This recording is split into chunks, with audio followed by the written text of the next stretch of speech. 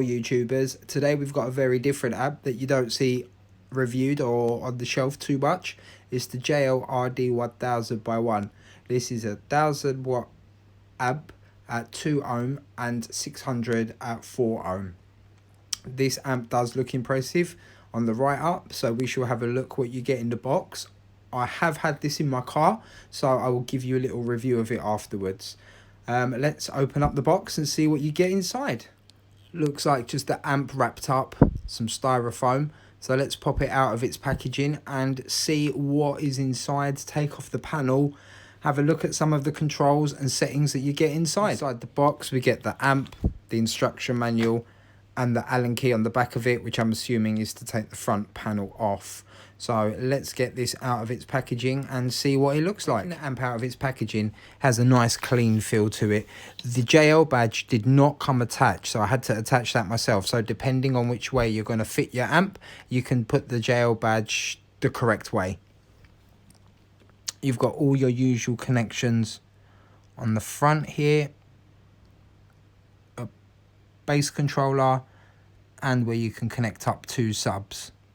So let's take the top off and let's see what controls you get underneath. So just before I take the cover off, this bit here actually lights up blue as soon as the amp is powered up. If you have any problems where it goes into protect mode, that bit will also go red. If you're planning on having a boot build where you're going to put 2 of these next to each other, maybe the 4-channel and the mono block, with the lights on, they'll look really good together. So let's go ahead and take the front panel off and let's see what we get underneath. Once the top is removed, we've got the Allen keys to tighten up our speaker and our remote and power inputs.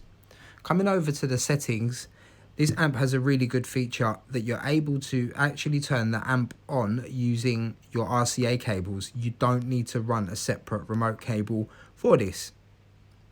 Next to that, you have your input voltage.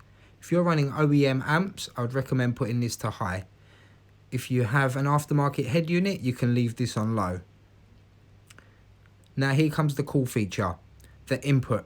If you download the CD from the JL website, remove your sub output cables from here, turn your head unit onto 50% or 60% power, put everything on flat, put your sub level on medium on your head unit or 0, and then from there, turn this little knob up until you see the clip light come on. As soon as you see it flashing, I'd probably turn down a tiny bit, and that is your amp tuned and ready to go. Then just put the outputs back in, take the CD out, and you'll be good to go. If you want to tweak some of your settings, you've got your bass boost, and also you have your frequencies. Frequencies are normally set between 80 and 100, but that's down to personal preference. Overall, this is a very good monoblock amp. I have run this in my car for a short time, and it did produce a lot of punchy bass. It is not the cheapest amp. I think these were around about £300 over here in the UK.